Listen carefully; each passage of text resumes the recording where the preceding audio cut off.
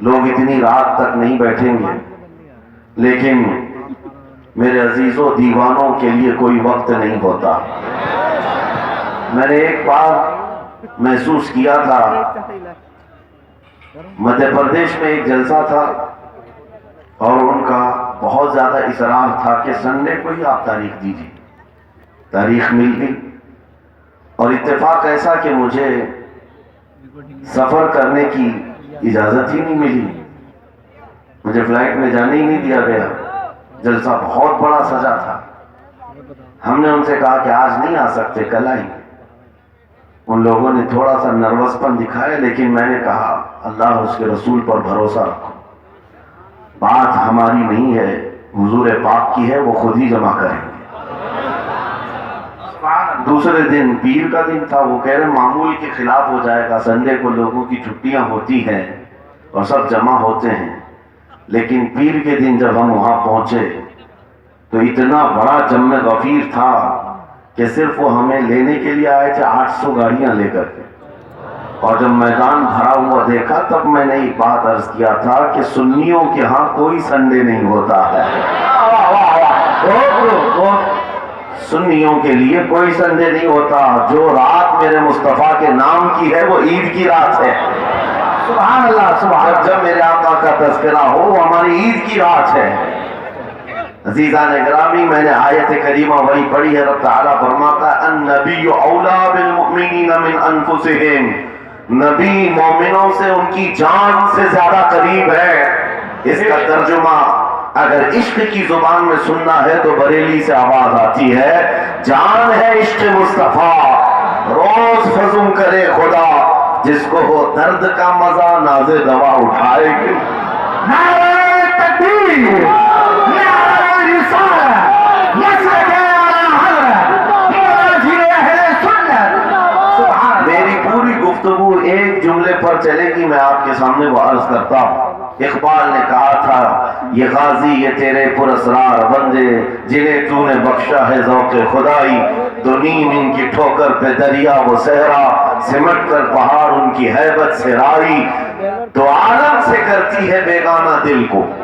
یہ جملہ ہے، توجہ کریں، تو عالم سے کرتی ہے بیگانہ دل کو، عجب چیز ہے لذت آشنائی، عجب چیز ہے لذت آشنائی، جسے حضور کی آشنائی ملی ہو، نبی پاک کی محبت ملی ہو، اسے پھر دنیا کی کوئی پرواہ ہی نہیں ہوتی، کون کیا کہہ رہا ہے، اس کے ساتھ کیسے حالات ہیں وہ کبھی نہیں دیکھتا، بلکہ اس کا حال تو یہ ہے جس طرف میرے سرکار کا غلام چل پڑتا ہے زمانہ اسی طرف چل پڑتا ہے۔ وجہ یہی ہے آج ہم لوگ جو حالات دیکھ رہے ہیں، مسئلہ یہ ہے کہ لذت آشنائی نہیں ملی ہے۔ لذت آشنائی جسے مل جاتی ہے، پتہ ہے صدیق اکبر رضی اللہ تعالیٰ عنہ، وہ عظیم صحابی رسول، 50,000 کا مجمع یہودیوں کا ہے، یہودی عالم کھڑے ہو کر بیان کر رہا ہے، خدا کی شان میں گستاخی کر رہا تھا، قرآن کی ایک آیت کا مذاق اڑا کر کے کہہ رہا تھا قرآن میں ایک کہ خدا نے کہا ہے کہ خدا فقیر ہے اور یہ مسلمان غنی ہے، قرضہ دے دو۔ اللہ نے قرض حسن کی جو بات فرمائی قرآن میں، من ذا الذی یقرض اللہ قرضا حسنا، کون ہے جو اللہ کو قرض حسن دے گا؟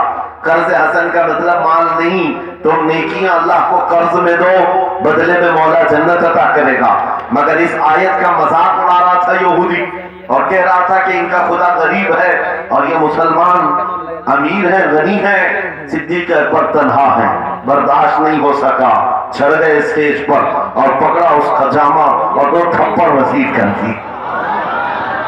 مجمع ان کا ہے، سپیکر ان کا ہے، بیان کرنے والے ان کے ہیں۔ صدیق اکبر نے ادھر بھی نہیں دیکھا ادھر بھی نہیں دیکھا، جڑ دیا تماچا۔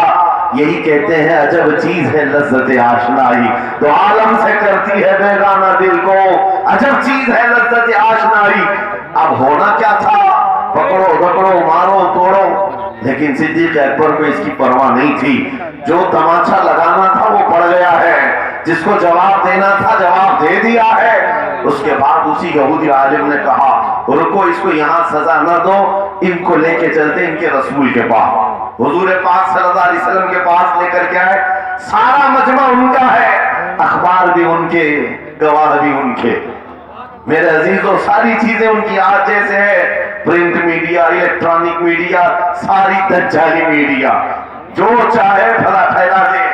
یہودی سارے آئے حضور کے پاس آ کر کہنے لگے آپ کا یہ صحابی ہمارے ہاں بڑی بدتمیزی کیا ہے. کہا کیا کیا؟ ہمارے عالم بیان کر رہے تھے خدا آپ کا غنی ہے آپ فقیر ہیں. الٹ دیا جملے کو. یہودی کہہ رہے ہیں ہمارا عالم آپ کی خدا کی شان بیان کر رہا تھا، اللہ غنی ہے اور مسلمان فقیر ہیں. اس بات پر ابو بکر نے تماچا لگا دیا. حضور پاک نے پوچھا ہے ابو بکر کیا اس بات پر تم نے تماچا لگایا؟ آپ نے کہا نہیں یا رسول اللہ، یہ جھوٹ بول رہے ہیں. اس وقت یہ گستاخی کر رہے تھے اور کہہ رہے تھے کہ خدا غریب ہے ان کا فقیر ہے اور مسلمان غنی ہے، خدا قرضہ مانگتا ہے. حضور نے فرمایا تمہارے پاس کوئی گواہ ہے؟ حضرت ابو بکر کے پاس کوئی گواہ نہیں تھا، تنہا تھے. اور یہودی سب کے سب جھوٹے اور سب جھوٹ پر جمع ہے. ایک نہیں دسیوں یہودی کہہ رہے نہیں ہمارا عالم سچ بول رہا ہے، ہمارا عالم سچ بول رہا ہے. ایک بات یاد رکھو اے مسلمانوں، ان تمام چیزوں سے اپنے ذہن کو صاف کر لو. جھوٹ پر ساری دنیا جمع ہو جائے تب بھی تم اس پر کان نہ دھرنا. ایک وقت آئے گا جو اللہ کی مدد آئے گی. ہوا کیا؟ حضرت ابو بکر صدیق تنہا ہے. آپ نے سر جھکا لیا، کہا یا رسول اللہ میری اس بات کا تو کوئی گواہ نہیں مانتا، لیکن یہ جھوٹ بول رہا تھا، یہ جھوٹ بول رہا ہے. ابھی اب صدیق اکبر کی تنہا وہاں موجودگی، کیا رسول پاک صلی اللہ علیہ وسلم ان پر غضبناک ہو جاتے؟ نہیں. روایات بتاتی ہیں وحی کے اترنے کے آثار نظر آنے لگے. جبرائیل امین آیت لے کر کے آیا لقد سمع اللہ قول الذین قالوا ان اللہ فقیر ونحن اغنیاء. اے محبوب اللہ نے سن لیا ہے یہ یہودی کیا کہہ رہے تھے. یہ یہودی کہہ رہے تھے کہ اللہ فقیر ہے اور ہم غنی ہیں. ابو بکر جو کہہ رہے ہیں وہ سچ کہہ رہے ہیں. صدیق اکبر نے جو کہا ہے وہ سچ تھا. اب مجھے بتاؤ میرے عزیزو، یہ سارے مجمع کی پرواہ نہ کرتے ہوئے حق کے لیے کھڑے ہونے کا نام صدیق اکبر ہوا کرتا. وہ صدیق کی صداقت رضی اللہ تعالی آج تمہارے اندر آ جائے، سارے جھوٹے ایک جگہ جمع ہو جائیں، پرواہ نہ کرنا. اگر تمہارے سینوں میں عشق مصطفیٰ کی شمع روشن ہے، تنہا بھی ہو اللہ کی مدد آئے گی، اللہ کی مدد آئے گی. بظاہر حالات خراب ہیں، بظاہر حالات ہمارے خلاف دکھتے ہیں، آج یہی حالات دہرائے جا رہے ہیں. میں تھوڑی اور مثالیں آپ کے سامنے رکھتا ہوں. عجب چیز ہے لذت آشنائی، جسے یہ مل گئی وہ دنیا کی پرواہ نہیں کرتا، وہ دنیا کی مصیبتوں کو ٹھوکر میں رکھتا ہے.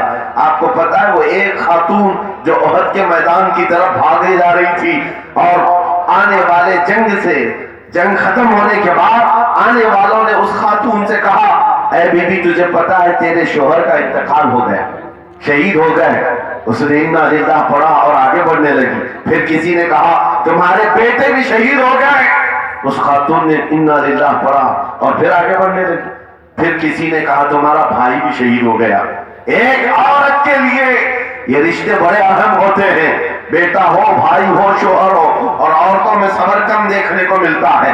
جب کسی کے گھر میں میت ہوتی ہے سب سے زیادہ چیخ و پکار عورتوں کی ہوتی ہے، نوحہ کرنا، ماتم کرنا عورتوں کے اندر آتا ہے. لیکن رسول پاک صلی اللہ علیہ وسلم کی محبت جس خاتون کے دل میں ہو اسے عام عورتوں سے کمپیئر نہ کرو. ایک ہی تنہا عورت ہے، باپ بھی شہید، بیٹا بھی شہید، بھائی بھی شہید، شوہر بھی شہید. چار موتوں کی خبریں جب ان کو دی گئی، اس خاتون نے کہا اے آنے والوں، سارے میرے رشتہ داروں کے موت کی خبریں سنا رہے ہو، ذرا یہ تو بتاؤ آمنہ کے لال سلامت ہے یا نہیں؟ آمنہ کے لال سلامت ہے یا نہیں؟ آنے والے نے کہا اللہ کے رسول سلامت ہیں. اس خاتون نے کہا مجھے دکھا تو دو، ارونی، مجھے دکھاؤ کہاں ہے. لے جا کر قریب کیا گیا. حضور پاک صلی اللہ علیہ وسلم کے جلوہ جہاں آرا کو دیکھا، آنچل پھیلاتی ہے اور کہتی ہے یا رسول اللہ، یا رسول اللہ، کل مصیبت بعدک جلل. اے اللہ کے رسول اگر آپ سلامت ہیں ہر مصیبت چھوٹی ہے، ہر مصیبت چھوٹی ہے.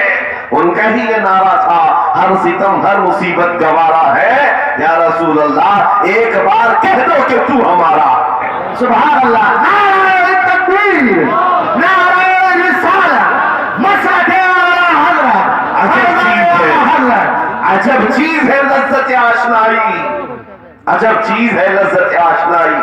جس کو یہ لذت ملتی ہے محبت مصطفیٰ کی، پھر وہ مصیبتیں گنتا نہیں ہے، وہ اپنے اوپر آنے والی آفتوں کو گنتا نہیں ہے، اس کے لیے دنیا ہیچ ہے۔